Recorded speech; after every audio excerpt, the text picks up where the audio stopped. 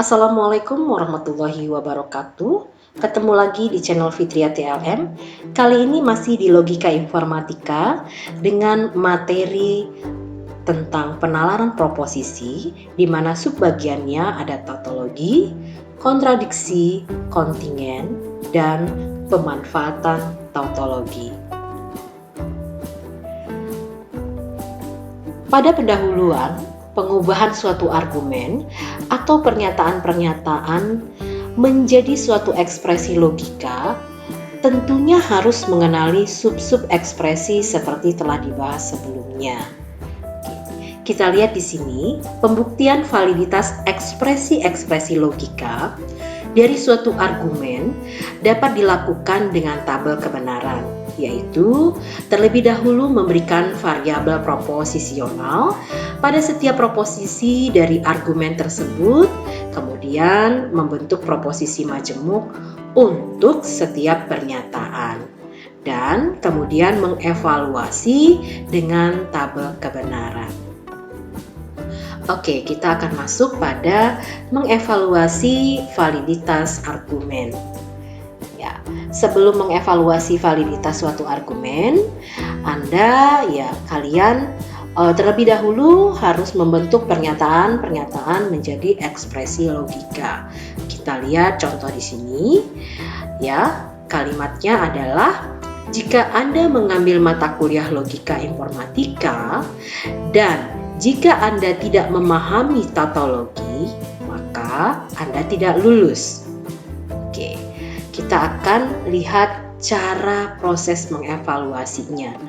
Ya, untuk membuktikan validitasnya, berilah variabel proposisi yang relevan. Kita buat perumpamaan ABC di sini. A-nya, Anda mengambil mata kuliah logika informatika.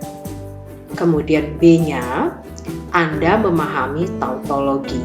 Sedangkan C-nya, Anda lulus. Oke. Dengan demikian, bentuk ekspresi logikanya berupa proposisi majemuk. Oke, di mana di sini ada A, konjungsi negasi B, implikasi negasi C. Oke, selanjutnya buat tabel kebenaran. Ya, di mana semua pasangan nilai A, B, dan C yang memungkinkan. Kalian bisa memasukkan di sini ke dalam tabel dan kolomnya.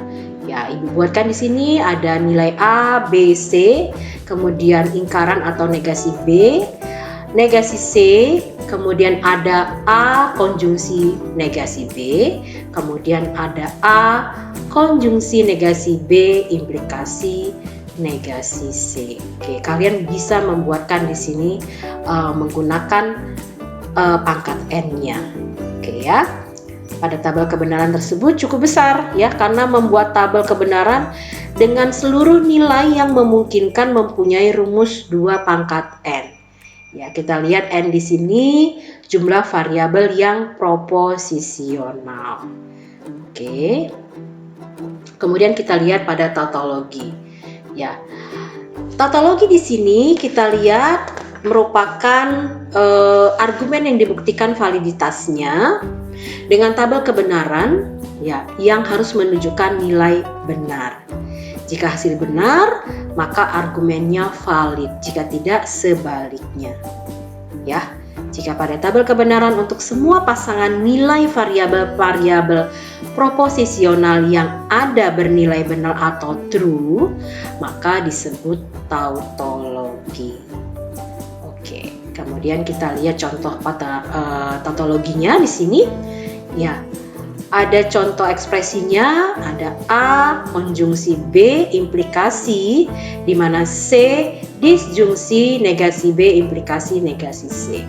Maka kalian buatkan tabelnya, masukkan nilai keadaan semula, artinya di sini ada berapa?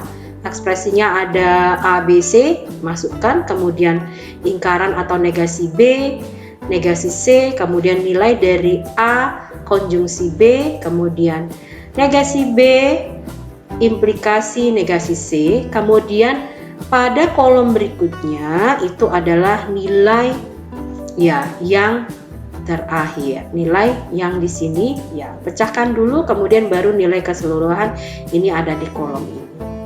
Ya, maka terlihatlah di situ ya nilai dari ekspresi logika ya menghasilkan nilai T semua. Ya, berarti pada tabel kebenaran ini dinyatakan tautologi. Oke. Berikutnya kita akan lihat tentang kontradiksi. Ya, pada kontradiksi ini kebalikan dari tautologi, di mana semua pernyataan bernilai salah untuk semua kemungkinan. Ya, jadi kita lihat di sini ya kebalikan dari tautologi ya. Untuk kontradiksi ini, jika pada semua pasangan nilai dari tabel kebenaran menghasilkan nilai false. Ya, kita lihat di sini ada A, negasi A, kemudian A, konjungsi negasi A. Ya, hasilnya seperti ini. Anda sudah dapat clue-nya bahwa kontradiksi ya kebalikan dari tautologi. Kalau tautologi itu true, sedangkan kalau kontradiksi itu false. Oke, kemudian kita masuk pada kontingen. Ya. Untuk kontingen di sini, jika pernyataan tersebut bukan tautologi dan kontradiksi, sehingga memiliki nilai kebenaran salah dan benar. Jadi kemungkinan dia ada dua. Ya, kembali ke nilai awal. Ya, kalian bisa lihat di sini contohnya. Ya, di awal tadi sudah dikasih tahu bagaimana cara memasukkan ke dalam tabel. Ya, identitasnya masukkan dulu A, B, C, kemudian A konjungsi B, kemudian nilai A konjungsi B, implikasi C, dan yang terakhir itu adalah gabungan dari ini, kolom ini, dan ya si A diimplikasikan. Oke, itu untuk kontingen ya, atau formula campuran. Selanjutnya kita lihat di sini pemanfaatan tautologi ya. Ada beberapa hal yang penting yang diakibatkan oleh tautologi. Yang pertama di situ implikasi secara logis, kemudian yang kedua ekuivalen secara logis. Kita lihat pada implikasi secara logis ya. Implikasi secara logis di sini misalkan A dan B adalah dua buah ekspresi logika ya untuk implikasi. Maka jika dikatakan A secara logis mengimplementasikan B itu bisa kita tuliskan A implikasi B gitu ya, itu yang secara logis. Sedangkan untuk yang ekuivalen secara logis ya, misalkan A dan B ada dua buah ekspresi logika, maka jika dikatakan A ekuivalen secara logis dengan B, kita buatkan A ekuivalen ya, ekuivalen berarti nilainya sama dengan ya, sama dengan garisnya tetapi bukan 2 tapi di situ ada 3 ya, 3.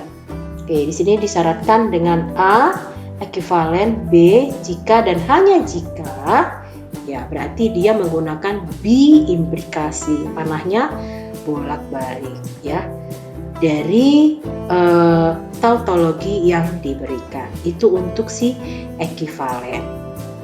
Oke, perlu diperhatikan juga mengenai penggunaan istilah implikasi karena ada dua jenis implikasi ya.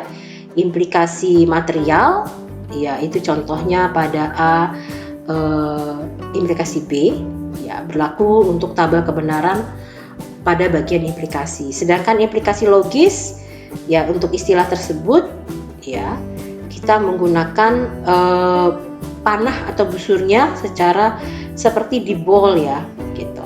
Di sini secara mudah dapat dibaca menyebabkan. Ya, contohnya jika A sama dengan true atau A sama dengan T, maka A pasti tautologi. Tetapi jika A sama dengan F, maka itu adalah kontradiksi. Tetapi jika T, ya busur panahnya sedikit menebal, ya maka sudah dipastikan A tautologi atau F sama dengan A itu kontradiksi ya. Menjadi, kalimatnya menjadi. Jadi teman-teman harus perhatikan istilah penggunaan simbol dari setiap penghubung yang digunakan. Oke ya. Kemudian Ini sumber bacaan yang bisa kalian gunakan seperti biasa pada logika matematika, kemudian ada bisa digunakan matematika diskrit. Kemudian kalian juga bisa mencoba latihan soal untuk ekspresi logika, di mana ada tautologi menentukan kontradiksi dan kontingen. Kemudian kalian juga bisa lihat pada membuktikan ekspresi logika gitu ya. Kemudian kalian juga bisa menggunakan atau mengerjakan buktikan hukum-hukum logika. Oke, itu saja pada pertemuan kali ini di Logika Informatika. Sampai ketemu di materi berikutnya. Wassalamualaikum warahmatullahi wabarakatuh.